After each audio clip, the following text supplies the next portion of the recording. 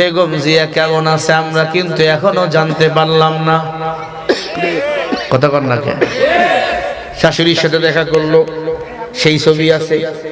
হ্যাঁ, ডক্টরের সাথে দেখা করলো, সেই ছবি আছে, কিন্তু বেগম জিয়া কেমন আছে সেই ছবি আসলে আমরা এখনো দেখতে পারলাম না। তারেক রহমান সাহেব যেখানেই যাচ্ছে সেখানকার ফুটেজ আমরা দেখতে পাচ্ছি।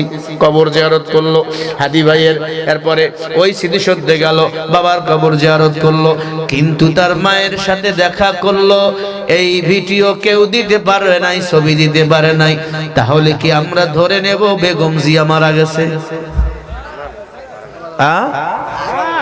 দোয়া করি আল্লাহ যেন তাকে সুস্থতা দান করে, বলেন আমিন। আরো জোরে বলেন। শুনতে পাচ্ছি উনি বেঁচে আছেন, যদি আল্লাহ তার হায়াত রাখে আমরা দোয়া করি আল্লাহ যেন সুস্থ করে আমাদের মাঝে ফিরে দেন। কথা বল না কেন? তবে বিভিন্ন ফেসবুকে গুঞ্জন, ইউটিউবে গুঞ্জন উনি নাকি মারা গেছে কবে, এটা যেন না হয়। আল্লাহ এই অসময়, এই সময়ে ক্লান্তিময় সময়ে তাকে যেন সুস্থ করে দেয়।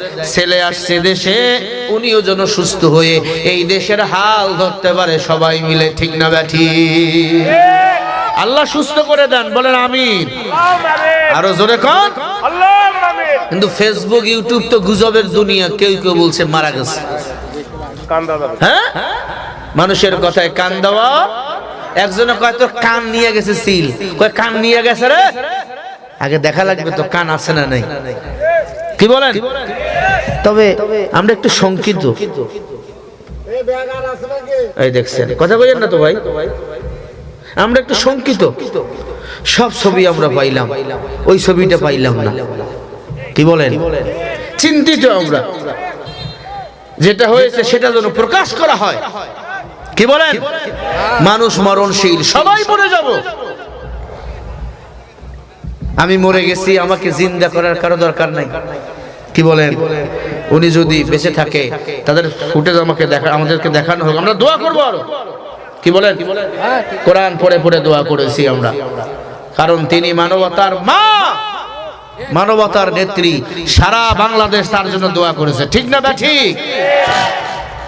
প্লিজ কাউরি নিয়ে রাজনীতি করিয়েন না, অসুস্থ মানুষ। উনি অনেক দেশপ্রেম, তার দুই ছেলেকে হাসিনা পিটাচ্ছিল আর বলতেছিল এই দেশ ছেড়ে পালিয়ে যাবি আর বনসই দিবি, রাজনীতি করবি না, তাহলে তোমার ছেলেকে ফেরত দেবো। ম্যাডাম জিয়া বলছে ছেলেকে দেশের জন্য কুরবানি করে দিলাম। তো তেগি দেশে ছিল, দেশের বাইরে যায় নাই, আর ম্যাডাম ফুরুত করে গেছে। কথা কন না কে গেছে নি? ইনি বলছিল বেটা তারেক রহমান সাহস থাকলে দেশে আয়, আসছে তো দেশে, তুমি কই বলছিল ভাই?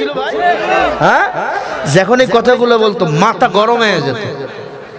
বেটি বলে কি, ওর চেহারা দেখতে একবারে ফেরাউনের মতো, কথা কয় না? আর বেটার চেহারা তো ফেরাউনের মতো। আর তারেক রহমানের চেহারা নামাজি, কি সুন্দর নামাজের চিহ্ন। ভাইরা আমার, আমরা দোয়া করব আল্লাহ যেন ম্যাডাম জিয়ারে সুস্থ করে দেন, আমিন বলেন।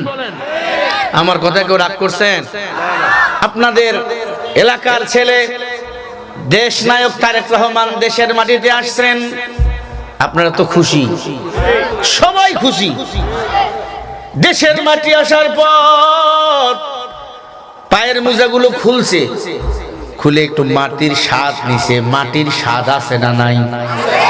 শুধু তাই নাই, বক্তব্য যখন শুরু করছে, 17 বছর পরে দেশে আসছে, বক্তব্য দিতে স্যার বলছে আমি রাষ্ট্র চালাবো রসুলের সুন্নতের তরিকায়। রসুল যেই তরিকায় রাষ্ট্র চালাইছে, কোরআন সুন্নাহ দিয়া উনি ওনাকে রাষ্ট্র চালাবে। এটা হলো আমাদের মুসলমানের জন্য গৌরব। মানুষ অবাক হয়েছিল, কি বলবে কি বলবে। দেশে আসার পরে জমিনের মধ্যে পা মুজা ছাড়া দিয়ে দিল, আর বলল আল্লাহ রাসূলের তরিকায় রাষ্ট্র চালাবে। এটাই যদি হয় আমরা স্বাগতম জানাই, ওয়েলকাম জানাই। আমি বাংলাদেশে চরমনাই বুঝি না, জামাতে ইসলাম বুঝি না, বিএনপি বুঝি না, আমরা মুসলমান। আগামীর পার্লামেন্ট চলবে কোরআন দিয়া, হাদিস দিয়া। দুনিয়ার মানুষের মন মতো আর আগামীর বাংলাদেশ চলবে না। আল্লাহু আকবার। উনি আরো একটা কথা বলছে, আলেম ওলামার বিরুদ্ধে আমি যাব না। আলহামদুলিল্লাহ, কত দামি কথা। হাসিনার একটা অপরাধ, আলেমদের গায়ে হাত তোলা, আলেমদেরকে ফাঁসিতে ঝুলা। এজন্য আলেমরা তার বিরুদ্ধে কথা বলছে, কারণ আলেমরা আল্লাহর মেহমান, নবীর ওয়ারিস। ইন্নাল উলামা ওয়ারাসাতুল আম্বিয়া। যারা নবীদের পায় নাই, আলেমদের পাইছেন, মনে করো আলেমরা নায়েবে নবী। আলেমদের দিক তাকাইলে আল্লাহ পাক নবীদের দিক তাকানো সওয়াব দান করবে। আল্লাহর হাবিব বলেন, হক্কানি উলামা ইকরামের চেহারার দিকে যদি কেউ তাকায়, আল্লাহ ছোট ছোট গুনাহগুলো maaf করে দেয়। ভাইরা আমার খেয়াল করবেন, তারেক রহমান আলহামদুলিল্লাহ, তবে বললো ভাই দাড়িটাকে ছেড়ে দেন। 17 কোটি 18 কোটি জনগণের নেতা হবেন, রসুলের সুন্নত তরিকায় দেশ চালাবেন, সুন্নত তরিকার আমল করেন। বাংলাদেশের মানুষ আপনাদের পাশে আছে। আরো যদি কোরআন দিয়ে রাষ্ট্র চালাতে চান, আল্লাহর কসম কালকে যদি নির্বাচন হয়, আপনাদের পক্ষে সব ইসলামী দল থাইকা নির্বাচন করবে, আপনারাই হবেন এদেশের প্রধানমন্ত্রী। আর যদি কোরআন দিয়ে রাষ্ট্র চালাতে চান, আপনি হবেন উমর, কোনো সন্দেহ না। যারা কোরআনের পক্ষে আমরা তাদের পক্ষে, যারা কোরআনের বিপক্ষে আমরা তাদের বিপক্ষে, যারা হাদিসের বিরুদ্ধে আমরা তাদের বিপক্ষে, যারা ভারতের পক্ষে আমরা তাদের বিপক্ষে। কথা বলেন ঠিক না বেঠি? ভারত মুসলমানের বন্ধু না দুশ্মন? জোরে কেন?